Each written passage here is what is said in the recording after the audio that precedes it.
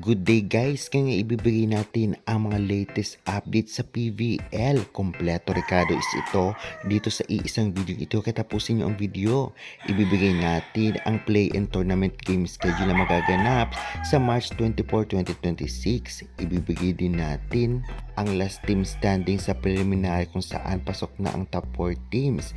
Ibibigay din natin ang final stats sa prelim kung saan posible maging MVP at makakuha ng individual awards ang mga players, sino-sino ang mga top 10. Syempre, review ng game at game result kahapon ay ating ibibigay. At hindi lang yan, may mga pasabog pa na dapat nyong malaman. Dahil Giamor de Guzman makapaglalaro pa nga ba dahil sa injury na tamo nito? Alaysa Valdez sinumpalpal ang mga basher sa kanyang double-triple performance kagabi. Grabe. Usap-usapan din na talagang may magpapahinga na naman ng mga team sa susunod na conference sa PBL. Anong team ito? Grabe, ang lakas pa daw ng matatanggal o aalis. At syempre format nito ngang conference na ito ay ating ipapaliwanag. Kaya tapusin nyo ang video dahil kumpleto ang ating ibibigay. Kaya before that, please naman, huwag niyong kalimutan mag-like, comment, subscribe, and pa-hit the notification bell for more PVL UAAP valuable updates dito sa Pilipinas. Maraming salamat sa support guys. Pa-like and share na rin. Road to 5K subscribers tayo. Subscribe na. And avail na rin kayo ng ating mga product din sa baba. Sports shoes, sports bag, Cleveland Chocomucho t-shirts at iba pa. Unahin po muna natin ang game result at review ng game. Sa unang laban nga kahapon, nanalo nga ang Capital One kontra sa Galleries in 4 sets scores 25-20, 22-25, 25-22 at 26-24. Player of the game ay ito ngang si Ronquillo na may 20 points. Second game naman nanalo nga din ito ngang Farm Fresh kontra sa Akari in 4 sets scores na 25-19, 25-14, 23-25 at 25-17. Player of the game dito ay si Royce Tubino na may 20 points. Sa third game ay nanalo din ang Cleveland kontra sa Signal in 5 sets scores na 19-25, 20-25, 25-15, 28-26 at 14-16. Player of the game ay si Alaysa Valdez na may 22 points. Ngayon naman ay bigyan natin ng review ang mga naging laban kahapon. Unahin po muna natin itong ang Galleries versus Capital One. Grabe, unstoppable talaga at consistent talaga si Bella Belen. Kahit hindi siya ang POG, siya pa rin ang nanguna sa scoring. Grabe din itong ang si Ronquillo na may 20 points din at siya ang POG. Sa tuwang nga nito nga si Bella Belen. Grabe din ang performance ni Nunag at syempre nitong si Niegos. Kaya nanalo nga ang Capital One kontra sa Galleries. Samantalang sa Galleries ang performance naman ni Puntillas ay nasayang na may 17 points. Syempre si Asis na may 14 points at 10 si Deloria. Meron din 10 si Pascual. Overall ay talagang maganda ang inlaro nila. Medyo kinulang lang. Kaya congratulations sa Capital One. Grabe, nakikita nga natin talagang halos lahat hindi nagpapabaya para manalo. Kaya kung manalo man sana ang Galleries kahapon ay deserve din nila.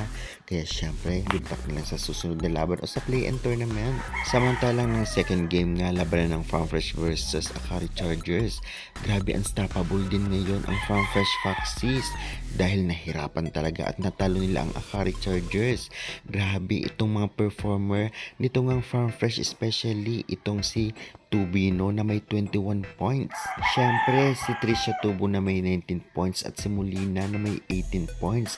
Grabe yung mga wing spikers nila. Samantalang sa Akari naman ay talagang si Suyod yung nanguna 17, Laksina 15, syempre si Sharma 9, Domingo 8, ngunit medyo kinulang at wala masyadong laro nga itong si Soltones, kaya naman syempre medyo natalo sila. Ganun pa man, maganda rin ang laro kahit papano, kaya deserve din talaga kung sino ang mananalo dahil dito pasok na sa top 4 o sa qualifying round ang Farm Fresh. Samantalang sa laban naman ng Signal at Creamline, grabe umabot ng 5 sets at talagang madugo yung bakbakan, especially ng mga wing spikers at depensa nila. Parehong team ang ayaw magpatalo kahit pasok na ang Signal sa qualifying round ay talagang nilalaglag nila ang Creamline. Dahil dito, grabe yung performance nito ngang si Alaysa Valdez naging POG. may 22 points. Grabe din si Delcio Rodriguez na may 19 points. Open sa depensa, kayang-kaya. Si Panaga naman na may 11 points. Siyempre si Carlos na may 12 points. Grabe din si De Leon na may 9 points. Halos lahat ng gawa naman dito sa Creamline. Sa Signal, grabe din talaga ang pahirap. Especially itong ngang si Gandler na unstoppable na may 26 points. Grabe din si Santos 16. At syempre si Encarnacion na may 10. Masasabi ko ang nagpahirap talaga sa Creamline ay itong ngang si Bunny Gandler. At grabe din yung depensa nila dahil nga katindig at blocking. Samantalang si Tots Carlos walang masyadong ganap ngayon. Ngunit nakapag-ambag din naman. Grabe din itong si Alyssa Valdez na grabe yung bash sa kanya, ngunit ngayon grabe siya pa ang POG. At talagang walang masabi tayo kay Delcio Rodriguez. Nasasabi nga natin na talagang ala Pons ang galing niya. Opensa depensa ay maaasahan din. Wala man sina Gemma at Pons, ngunit present si Coach Meneses kaya maganda ang inilaro. Grabe, kaya nanalo ang Creamline Coast Smashers. At syempre ipag-pray natin itong ngang si Giamor de Guzman dahil nga nagkaroon ng injury laban nga sa Signal. Grabe, sana maging okay siya para makapaglaro siya sa mga susunod na laban. Kaya get well soon, Gia. Ngayon naman sunod-sunod na tayo dahil ibibigay natin ang mga top 10 latest players kung saan ito nga ang sa prelim o last stats nila sa prelim kung saan posible din makakuha ng individual award at MVP.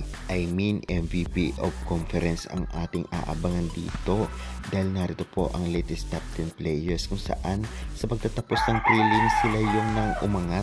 Kaya congratulations, unahin natin ang best spikers na muna si Tubo, D. Santos, Billion Tubino, Davison, Vansical, Laure, Gandler at Carlos. Samantalang sa best scorer si Belen, Tubo, Davison, Rondina, Vansical, Gandler, Laksina, Santos, Molina at Carlos. Samantalang sa best servers nangunguna si Kayuna, Rondina, Panaga, Belen, Molina, Gandler, Domingo, Nabor, Vansical at Pons. Best blockers Nogales, Baron, Panaga, Tubo, Gagati, Sharma, Reyes, Acuña, Picaña at P. Samantalang sa best setters naman nangunguna si De Guzman, Fajardo, Kayuna, Alba, Coronel, Robin Sardi, si Wong, Tolentino, Nabor at Mondoñedo. Best diggers naman nangunguna si Ponce, Arado, Katindig, Hasareno, Eroa, Pineda, Belen, Versosa, Pons at Jorvina.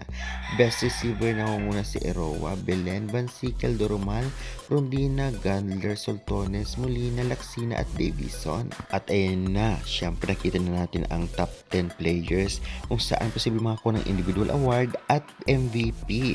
Ngayon naman ibibigay natin ang last team standing dito nga sa prelim sa PBL AFC 2026 o ang top 4 teams at maglalaro sa play-in tournament. Pasok na nga sa qualifying rounds o top 4 teams ang PLDT Rank 1, Signal, Creamline at Farm Fresh. Samantalang sa play-in tournament naman ang 5th place to 10th place. Ito ang NX-led, Akari, Chocomucho, Capital One Galleries at Sauce Coffee. At syempre ibigay natin ang format nga dito sa conference na ito. Grabe, medyo mahaba-haba pa. Natapos na nga ang prelim round.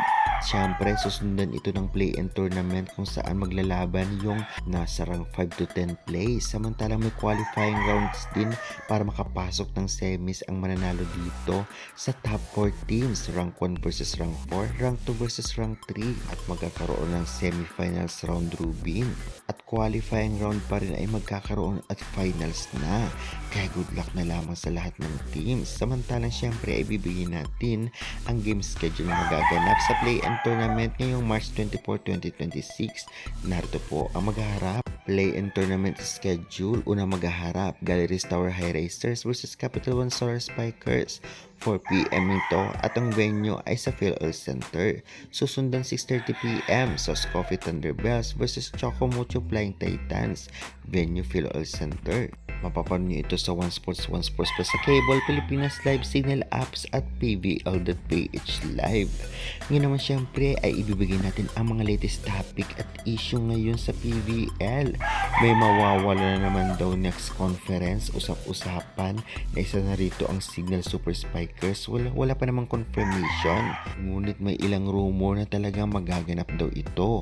Ngunit bakit kaya? At syempre, may papalit nga ba sa kanilang teams o bagong teams kaya kaabang-abang ang lahat? Syempre alam naman natin na maraming tumatangkilik sa PBL at malulungkot naman ang ilang fans. Kaya guys, ang mga yan ay talagang ating ibubunyag o talagang isasalaysay at itatapik soon kapag konfirmado na.